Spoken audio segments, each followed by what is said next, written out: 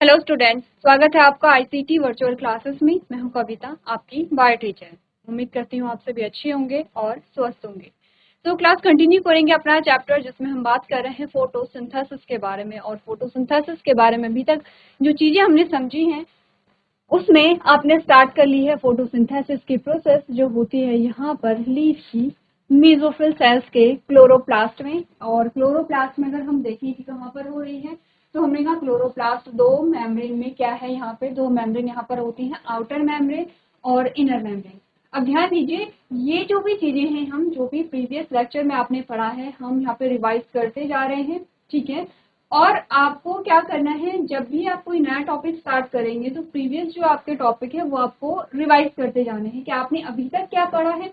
इससे होगा क्या, एक तो जो आपने जो भी पढ़ा है वो आपको अच्छे से समझ आ जाएगा, ठीक है। दूसरा, नया टॉपिक समझने में इजी होता है, क्योंकि कभी कभी क्या होगा, अगर आप तुरंत ही क्या किया, आपने कोई एक टॉपिक पढ़ा, नेक्स्ट डे आप कोई नया टॉपिक पढ़ रहे हैं, अब बीच में वहाँ पे ऐसा कोई एक वर्ड आ जाता है जो आपने प्रीवियस लेक्चर में पढ़ा होगा, तो आपको ध्यान नहीं आता है, तो आप क्या करते हैं, फिर पीछे जाते हैं, फिर समझते हैं। तो इससे बेटर है कि आप पहले ही क्या करें, प्रीवियस जो चीजें हैं उन्हें रिवाइज करते हुए चले जाएंगे। ध्यान दीजिए, हमने बात की है यहाँ पर क्लोरोप्लास्ट ही, और आपने कहा क्लोरोप्लास्ट जो है वो क्या है, डबल मेम्ब्रेन है, ठीक है। डबल मेम्ब्रेन है, outer membrane and inner membrane. हमने कहा इसमें क्या है, एक थैलाकॉइड होता है, और थैलाकॉइड का पूरा जो बंडल है उसे हमने ग्रैनम कहा है, या ग्रैनल थैलाकॉइड कहा है। इसके अलावा यहाँ पर हमारे पास क्या होता है, स्ट्रोमल थैलाकॉइड होता है। ये हमारे पास क्या आता है, स्ट्रोमा वाला रीजन आता है, ठीक है। ये आपका क्या है,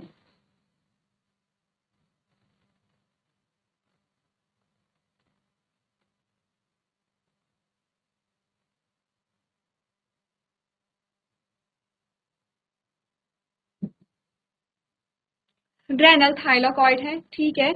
ये आपका कौन सा थाइलाकॉइड है, स्ट्रोमल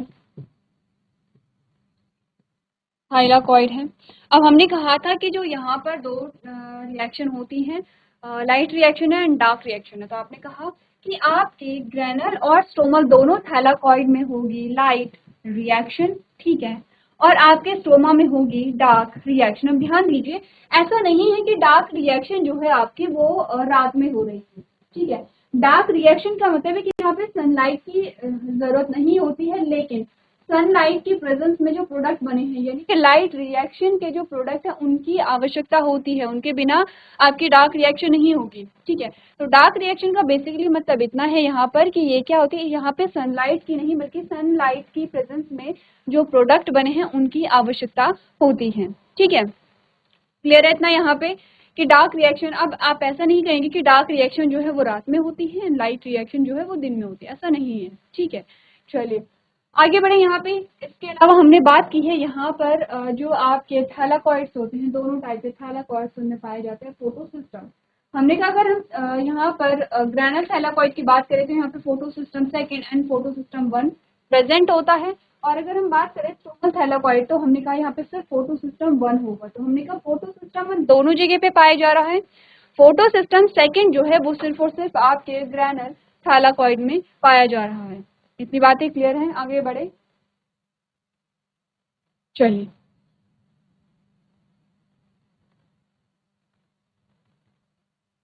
अब हमने photo system first and second में कुछ डिफरेंस पढ़े थे यहाँ पर। चलिए, हमने प्रीवियस जो हमारा टॉपिक है जो हमने पढ़ा था वो हमारा आता है लाइट रिएक्शन, हमने पढ़ ली है। ध्यान दीजिए, बहुत इंपॉर्टेंट है लाइट रिएक्शन, ठीक है। ये जो हमने डायग्राम यहाँ पे समझा है बहुत मस्त है, इंपॉर्टेंट है। एक बार इसे रिवाइज करेंगे, ठीक है। आज के सेशन में हम क्या पढ़ने वाले हैं उसके बारे में डिस्कस कर लेंगे।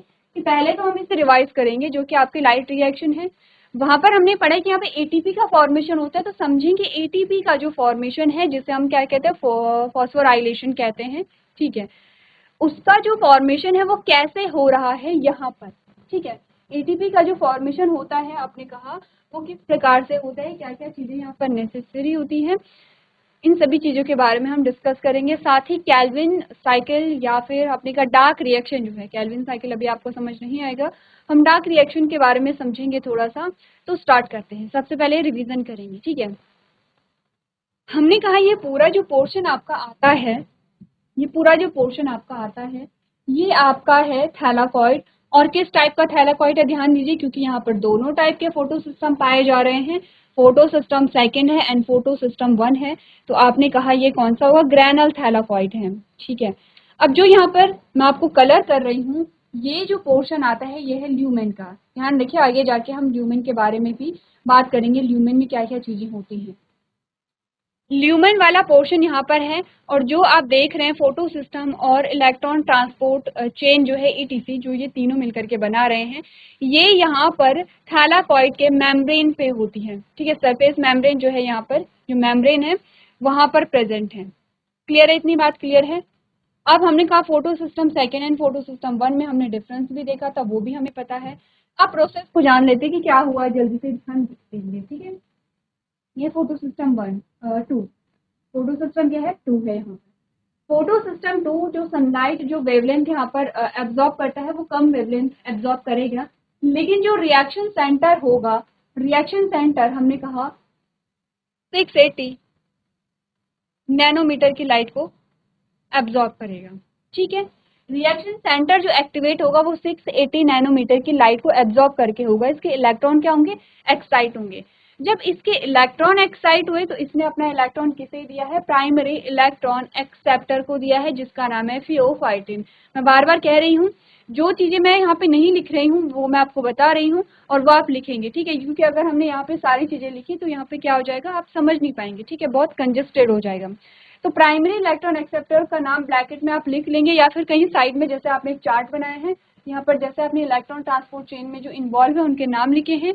और आपने लिखा है कि फोटो सिस्टम सेकंड का प्राइमरी इलेक्ट्रॉन एक्सेप्टर जो है वो फियोफाइटिन है, and primary photo system first का जो प्राइमरी इलेक्ट्रॉन एक्सेप्टर है वो एफईएस है। ठीक है, ये आप कहाँ पर लिखेंगे, जब आप दोनों में क्या कर रहे हैं, यहाँ पे डिफरेंस को बता रहे हैं। क्लियर है, तो क्या होगा, जो यहाँ पे रिएक्शन सेंटर है फोटो सिस्टम सेकंड के, रिएक्शन सेंटर का इलेक्ट्रॉन एक्साइट होता है और ये अपना इलेक्ट्रॉन किसे देता है, प्राइमरी इलेक्ट्रॉन एक्सेप्टर जो फियोफाइटिन है। फियोफाइटिन से जो इलेक्ट्रॉन जाएगा वो जाएगा यहाँ पर फाइटो प्लास्टोक्विनोन पे। ठीक है, ये है प्लास्टोक्विनोन। प्लास्टोक्विनोन से जो यहाँ पर इलेक्ट्रॉन जाएगा वो जाएगा यहाँ पे साइटोक्रोम में। ठीक है, साइटोक्रोम से जाएगा यहाँ पर प्लास्टोसाइनिन में। ठीक है, अब जब पीक्यू से साइटो में यहाँ पे इलेक्ट्रॉन पास होता है, यानी कि प्लास्टोक्विनोन से साइटोक्रोम में जब इलेक्ट्रॉन पास होता है तो यहाँ पर एटीपी का फॉर्मेशन होता है, विच इज इम्पोर्टेंट। ठीक है, यानी कि ये प्रोडक्ट है, यहाँ पे ध्यान रखिए, ये प्रोडक्ट यहाँ पर बना है। ठीक है, ये प्रोडक्ट यहाँ पर बना है एटीपी। उसके बाद आपने कहा कि क्या होगा, साइटोक्रोम से कहाँ जाएगा, प्लास्टोसाइनिन में जाएगा, यानी कि पीसी में जाएगा। और पीसी से जो इलेक्ट्रॉन जाता है वो फोटो सिस्टम फर्स्ट में जाता है, जो कि क्या करेगा, अगेन यहाँ पर फोटो सिस्टम वन का जो रिएक्शन सेंटर है वो यहाँ पर क्या होगा, एक्टिवेट होगा, जो कि 700 नैनोमीटर पे होता है। 700 नैनोमीटर की लाइट को एब्जॉर्ब करता है। अगेन इसका जो इलेक्ट्रॉन है वो एक्साइट होगा, ये इलेक्ट्रॉन अपना किसे देगा, प्राइमरी इलेक्ट्रॉन एक्सेप्टर को देता है, जो कि क्या है, एफईएस है। ठीक है, अब ध्यान दीजिए, यहाँ तक की जो चीजें थी वो तो थैलाकॉइड के मेम्ब्रेन पर हो रही थी, बाकी आगे की जो चीजें हैं वो कहाँ पर हो रही हैं, स्ट्रोमा में हो रही हैं। स्ट्रोमा वाला रीजन जो हमने पढ़ा है, हमने कहा प्राइमरी इलेक्ट्रॉन एक्सेप्टर ने जो इलेक्ट्रॉन है वो एफडी को दिया, फेरडॉक्सिन को दिया, जो कि एक क्या है, रिडक्टेज है यहाँ पर। अब इसने एनएडीपी का रिडक्शन किया यहाँ पे, और क्या किया है, ये एच है।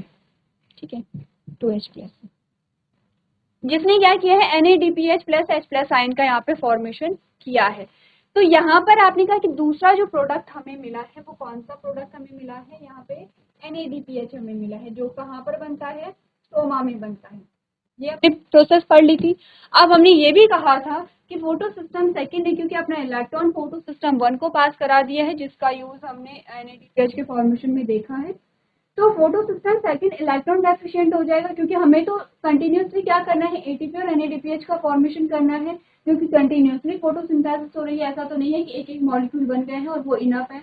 आपने कहा इलेक्ट्रॉन डेफिशिएंसी को से बचने के लिए यहाँ पर होती है फोटोलाइसिस ऑफ वाटर, यानी कि पानी क्या होता है, टूटता है। किसमें टूटेगा, यहाँ पे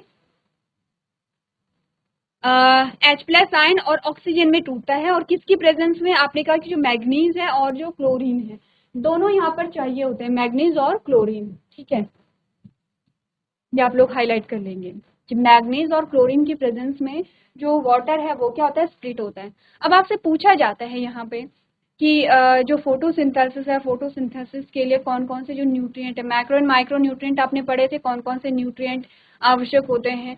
तो आपको सभी चीजें यहाँ पे ध्यान रखनी है। ध्यान दीजिए, ऑक्सीजन रिलीज हुई ल्यूमेन में, H+ आयन यहाँ पे रिलीज होते हैं, ठीक है।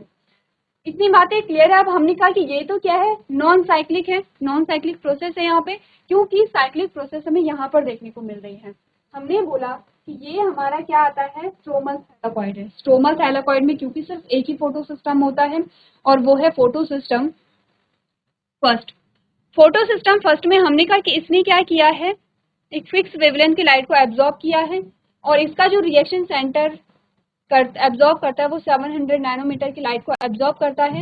इलेक्ट्रॉन एक्साइट हुआ, इसने अपने प्राइमरी इलेक्ट्रॉन एक्सेप्टर को क्या किया, अपना इलेक्ट्रॉन पास किया। अगर ये एफडी को अपना इलेक्ट्रॉन पास करवाता तो NADPH का फॉर्मेशन होता, जिससे कि यहाँ पर इलेक्ट्रॉन डेफिशिएंसी हो जाएगी। अब क्योंकि हमने कहा फोटोलाइसिस जो है वाटर की, यानी कि पानी जो यहाँ पे नहीं टूटा है, PS1 में पानी नहीं टूटेगा, पानी नहीं टूटेगा तो H+ आयन रिलीज नहीं होंगे, H+ आयन रिलीज नहीं हुए तो इलेक्ट्रॉन डेफिशिएंसी पूरी नहीं होगी। तो इससे बचने के लिए ये क्या करते हैं कि प्राइमरी इलेक्ट्रॉन एक्सेप्टर जो इलेक्ट्रॉन है वो PQ को पास करा देता है, प्लास्टोक्विनोन को पास करा देता है और यहाँ से अगेन वही चेन चलती है और ये फिर से जो इलेक्ट्रॉन है वो PS1 को दे देता है और इस प्रकार से एक साइकिल चलती रहती है जिसमें एक प्रोडक्ट बनता है, दैट इज ATP। तो हमने कहा क्या डिफरेंस है यहाँ पर, ये क्या है, साइक्लिक पाथवे है, ये क्या है, एक साइक्लिक पाथवे है लाइट रिएक्शन का। तो हमारे पास दो पाथवे आते हैं, cyclic pathway and non cyclic pathway. आपने कहा नॉन साइक्लिक पाथवे के प्रोडक्ट क्या क्या हैं, आपके पास दो चीजें आई हैं, ठीक है, साइक्लिक आया है एंड नॉन साइक्लिक आया है। क्या डिफरेंस है दोनों में, आपने कहा साइक्लिक में सिर्फ PS1 इन्वॉल्व है और नॉन साइक्लिक में PS1 एंड PS2 इन्वॉल्व है। साइक्लिक में जो प्रोडक्ट है वो सिर्फ ATP है और नॉन साइक्लिक में जो प्रोडक्ट है वो ATP है प्लस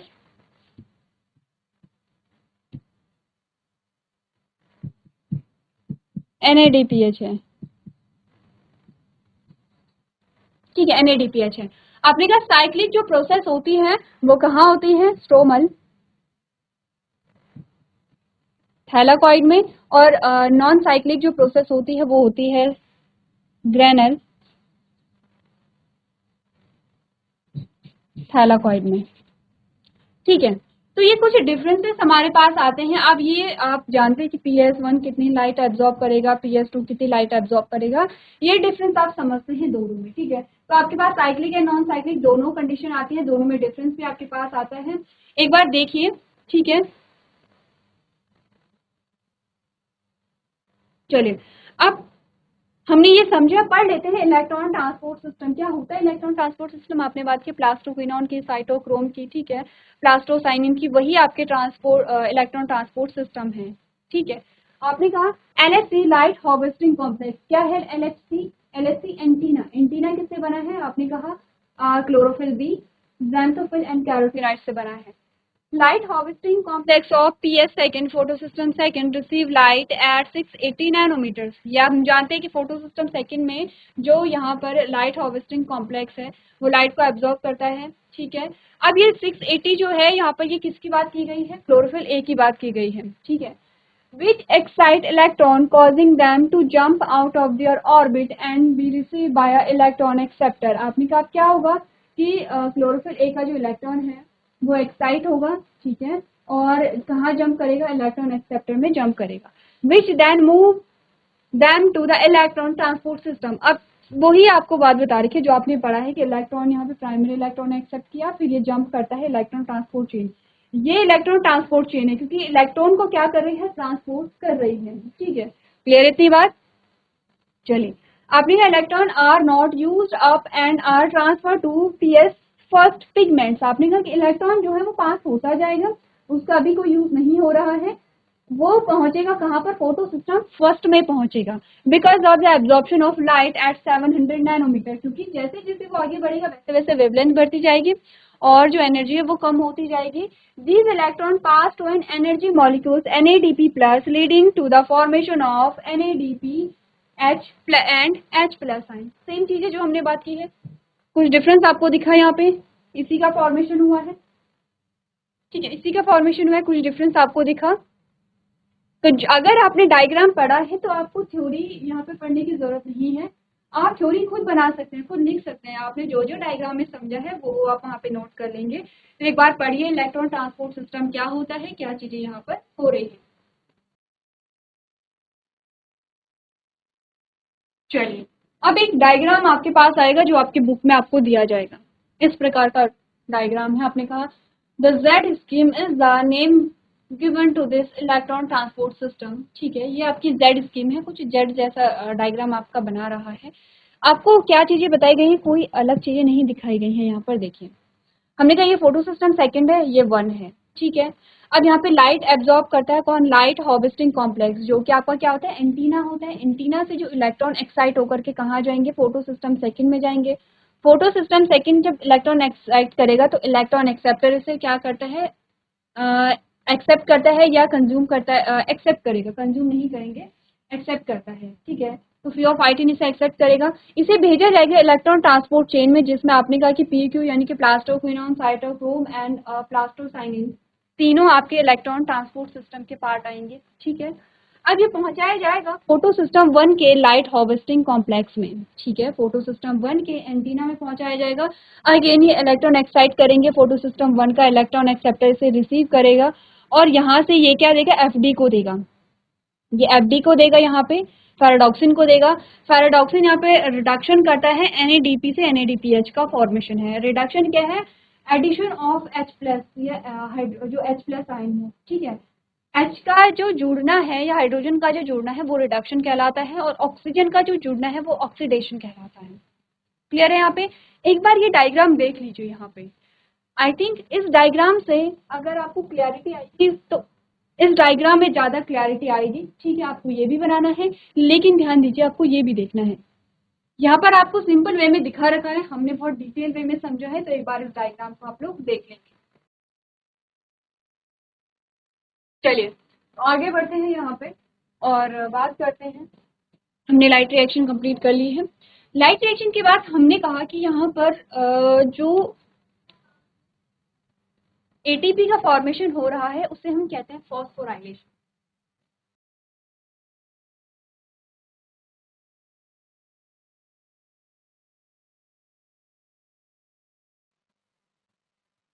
क्या है फॉस्फोराइलेशन, आपने कहा सिंथेसिस ऑफ एटीपी। एटीपी की फुल फॉर्म क्या होती है, adenosine try phosphate.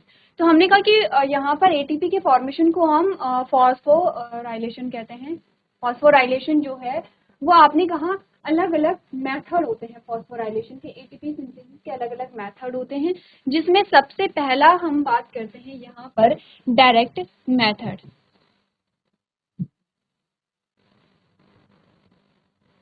Direct method, direct method में आप क्या पढ़ते हैं, जब हमने रेस्पिरेशन पढ़ा था तो डायरेक्ट मेथड में हमने कहा था फॉस्फोइनॉल पायरुवेट में जो एडीपी होता है, एडीपी क्या है, एडेनोसिन डाइफॉस्फेट जब होता है तो ये बनाता है पायरुविक एसिड प्लस एटीपी। क्या बनी यहाँ पे, एटीपी बनी है। डायरेक्ट आपने कहा कि कोई एक सब्सटेंस है, उसमें क्या हुआ, जो एडीपी है एडीपी में कोई सब्सटेंस जुड़ा जिसने मिल करके क्या बना दिया है, एटीपी का फॉर्मेशन कर दिया है। ये तो एक डायरेक्ट फॉर्मेशन होता है। एक होता है, एक तो ये है, दूसरा होता है फोटो फॉस्फोराइलेशन, एक होता है ऑक्सीडेटिव फॉस्फोराइलेशन। हमने जो पढ़ना है वो है फोटो फॉस्फोराइलेशन। फोटो का मतलब आप समझ गए होंगे, क्या होता है फोटो का मतलब, लाइट, ठीक है, क्या होता है मतलब लाइट होता है। तो फोटो फॉस्फोराइलेशन किस प्रकार से होती है अब हमें ये समझना है। स्टार्ट करते हैं। हमने कहा कि यहाँ पर फॉस्फोराइलेशन क्या होता है, यहाँ पे फॉर्मेशन ऑफ एटीपी या सिंथेसिस ऑफ एटीपी। हमने कहा एटीपी जो है अभी हमने डायरेक्ट मेथड देखा था, ठीक है। डायरेक्ट मेथड जो हमारे पास टॉपिक आता है वो यहाँ पे नहीं आता है। एक है फोटोफॉस्फोराइलेशन, जो कहाँ पर होता है, क्लोरोप्लास्ट, इन क्लोरोप्लास्ट। और जो ऑक्सीडेटिव फॉस्फोराइलेशन है वो होता है माइटोकॉन्ड्रिया में।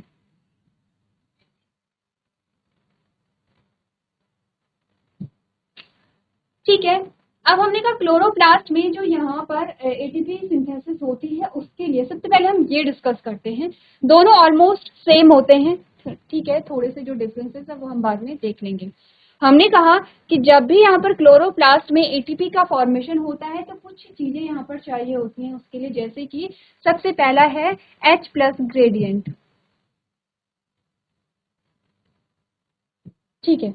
H+ ग्रेडियंट को डायग्राम के थ्रू देखिए कि H+ ग्रेडियंट का मतलब क्या है। बात चल रही है फोटो फॉस्फोराइलेशन, ठीक है, जिसमें हमने कहा ये है क्लोरोप्लास्ट। क्लोरोप्लास्ट की ये है double membrane, outer and inner membrane, ठीक है। ये है हमारा थैलाकॉइड, ये थैलाकॉइड की मेम्ब्रेन है, ठीक है। और ये थैलाकॉइड का क्या है, ल्यूमेन है। ये आपका आता है ल्यूमेन। ये फोटो सिस्टम सेकंड है, ठीक है। मैं सीधे सेकंड लिख रही हूँ, चलिए PS भी लिख लेते हैं वरना कंफ्यूजन होगा, ठीक है। ये फोटो सिस्टम सेकंड है, ये फोटो सिस्टम 1 है।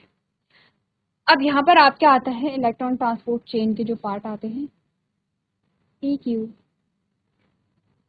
के अलावा आता है साइटोक्रोम एंड PC प्लास्टोक्विनिन, ठीक है। प्लास्टोसाइनिन है लास्ट वाला, ये हमारे पास आता है। हमने का सबसे पहला हमने जो देखा है फोटोफॉस्फोराइलेशन, यानी कि यहाँ पर जो एटीपी है, एटीपी के सिंथेसिस के लिए H+ ग्रेडियंट हमने देखा। H+ ग्रेडियंट में डिफरेंस होना चाहिए। इसका क्या मतलब हुआ, इसका मतलब ये हुआ कि हमने कहा कि ल्यूमेन में ज्यादा H+ आयन आपके होने चाहिए। ज्यादा H+ कहाँ पे होने चाहिए, ल्यूमेन में होने चाहिए। किसके कंपैरिजन में, स्ट्रोमा के कंपैरिजन में। आपने कहा कि ल्यूमेन में ज्यादा H+ ग्रेडियंट होने चाहिए, यहाँ पर डिफरेंस होना चाहिए, ठीक है।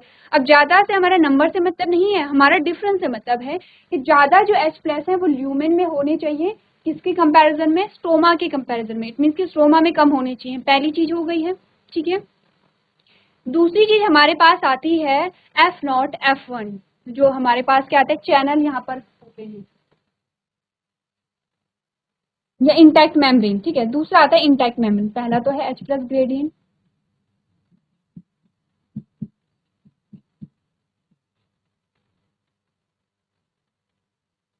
Intact membrane.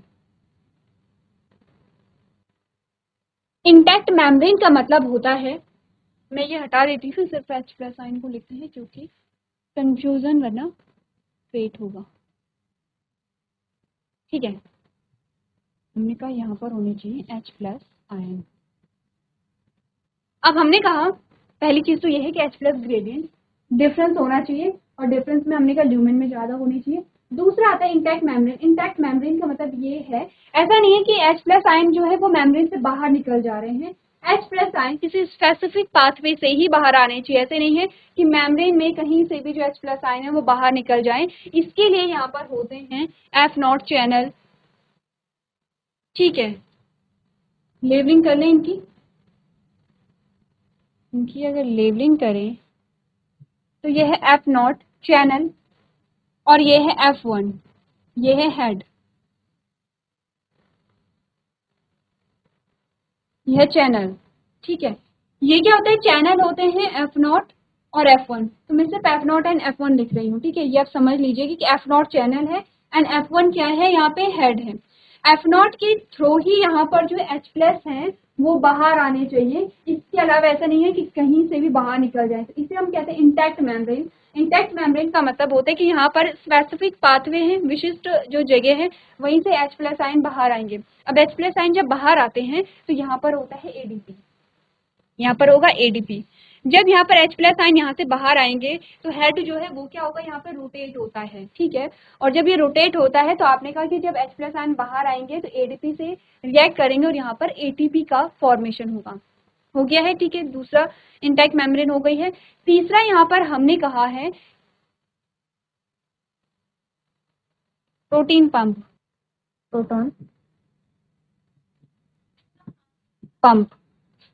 प्रोटॉन पंप क्या करेंगे, प्रोटॉन पंप यहाँ पर आपने कहा ल्यूमेन में जो H प्लस हैं उन्हें क्या करेंगे, यहाँ पर पंप करेंगे, उन्हें उनकी एंट्री होगी, उन्हें यहाँ पर पंप किया जाता है। और चौथा होता है F0 F1 पार्टिकल, ठीक है। हमने कहा कि यहाँ पर जो क्लोरोप्लास्ट में एटीपी के फॉर्मेशन के लिए ये चार चीजें हमें चाहिए होती हैं। H प्लस ग्रेडियंट है, इंटैक्ट मेम्ब्रेन होगी, प्रोटॉन पंप होंगे, F0 F1 पार्टिकल्स यहाँ पर होते हैं। तो नेक्स्ट टॉपिक हमारा आता है कि ठीक है ये सारी चीजें होती हैं, तो H प्लस ग्रेडियंट को कैसे मेंटेन किया जाए उसके बारे में हमसे पूछा जाता है। तो इसमें कुछ चीजें हमारे पास होती हैं, जैसे कि आपने कहा कि यहाँ पे हाइड्रोलिसिस होगी, यानी कि फोटोलिसिस ऑफ वाटर होगा, पानी टूटेगा, H प्लस आयन बनते हैं। कहाँ बोला था H प्लस आयन कहाँ पे बन रहे हैं, ल्यूमेन में बन रहे हैं। ध्यान दीजिए, हमने यही चीजें पढ़ी थी जब आपने ये डायग्राम देखा था। तो हमने कहा था कि जो H2O है वो स्प्लिट होता है H plus ion and oxygen में स्प्लिट होता है, ठीक है। H प्लस आयन जो बन रहे हैं वो ल्यूमेन में बन रहे हैं। ये पूरा एरिया क्या आता है, ल्यूमेन वाला एरिया आता है। आपने कहा जैसे जैसे यहाँ पे क्या होगी, फोटोलाइसिस ऑफ वाटर होगा, वैसे वैसे H प्लस आयन बनेंगे। तो ल्यूमेन में H प्लस आयन बन रहे हैं, स्ट्रोमा में नहीं बन रहे हैं। तो एक तो डिफरेंस यहाँ से क्रिएट होगा इन दोनों में, क्योंकि हमें क्या करना है, डिफरेंस क्रिएट करना है। हमें नंबर से इतना मतलब नहीं है, ऐसा नहीं है कि हम कहेंगे कि यहाँ पे 100 है तो यहाँ पे 200 होने चाहिए। हमने कहा कि यहाँ पर नंबर को छोड़ करके हम बात करें कि यहाँ पर ज्यादा होनी चाहिए, यहाँ पे कम होनी चाहिए, नंबर चाहे जो भी हो, ठीक है। अब हमने कहा यहाँ पर क्या हो गया है कि पानी जो है वो स्प्लिट हुआ है, H प्लस आयन बने हैं। पहला तरीका तो ये होता है। दूसरा तरीका क्या होता है, आपने कहा कि जो प्रोटॉन पंप है वो क्या कर रहे हैं, ल्यूमेन में H प्लस आयन को क्या कर रहे हैं, यहाँ पे ट्रांसफर कर रहे हैं, ठीक है, ट्रांसफर कर रहे हैं, ठीक है। तो दूसरा तरीका ये हो गया है H प्लस आयन को इंक्रीज करने का। तीसरा तरीका क्या होता है, आपने इलेक्ट्रॉन ट्रांसपोर्ट चेन जब पढ़ी थी तो हमने PQ पढ़ा था, साइटोक्रोम पढ़ा था एंड प्लास्टो क्विनोन पढ़ा था, ये प्लास्टोसाइनिन पढ़ा था। ये PQ है, ये साइटो है, ये PC है। आपने का जो प्लास्टोक्विनोन है वो सिर्फ इलेक्ट्रॉन कैरियर नहीं है, सिर्फ इलेक्ट्रॉन को ही कैरी नहीं कर रहा है, बल्कि क्या है, H प्लस आयन कैरियर भी है। क्योंकि ये क्या कर रहा है, जो स्ट्रोमा में H प्लस आयन है वहां से H प्लस आयन को कहाँ भेज रहा है, ल्यूमेन में भेज रहा है। तीन तरीके की हमने बात की, ध्यान रखिए, मैं जल्दी से रिपीट कर रही हूँ। पहला तरीका है कि यहाँ पर क्या है, पानी स्प्लिट होगा, H प्लस आयन बनेंगे। दूसरा तरीका है कि जो प्रोटॉन पंप है वो क्या करेंगे, H प्लस आयन को उठा करके यानी कि स्ट्रोमा से कहाँ भेजेंगे, आपने कहा ल्यूमेन में भेजेंगे। तीसरा तरीका है कि जो PQ है वो क्या कर रहा है, इलेक्ट्रॉन को पास कराने में मदद कर रहा है, तो इलेक्ट्रॉन कैरियर इसे कहेंगे। हमने कहा ये सिर्फ इलेक्ट्रॉन कैरियर नहीं है, ये क्या होगा, H प्लस आयन को भी क्या करेगा, स्ट्रोमा से लेकर के ल्यूमेन में डालेगा। ये तीन तरीके होते हैं कि जब यहाँ पर H प्लस आयन जो H प्लस ग्रेडियंट है वो यहाँ पे मेंटेन होता है, ठीक है, क्लियर है। तो ये हमने बात किया फॉस्फोराइलेशन के बारे में, थोड़ा सा आप लोग घर से देख करके आएंगे। कुछ इसी प्रकार की प्रोसेस माइटोकॉन्ड्रिया में भी होती है, क्योंकि वहां पर भी इलेक्ट्रॉन ट्रांसपोर्ट चेन होता है। सेम वहां पे भी क्या है, H प्लस ग्रेडियंट मेंटेन करना पड़ता है, डिफरेंस को मेंटेन करना पड़ता है। एक बार आप लोग घर से पढ़ करके लेके आएंगे। नेक्स्ट हमारा टॉपिक होगा, उसमें हम बात करेंगे यहाँ पर डार्क रिएक्शन में, जिसमें आप कैल्विन साइकिल या C3 साइकिल के बारे में डिस्कस करेंगे। तो आज के सेशन में हम इतना ही करेंगे।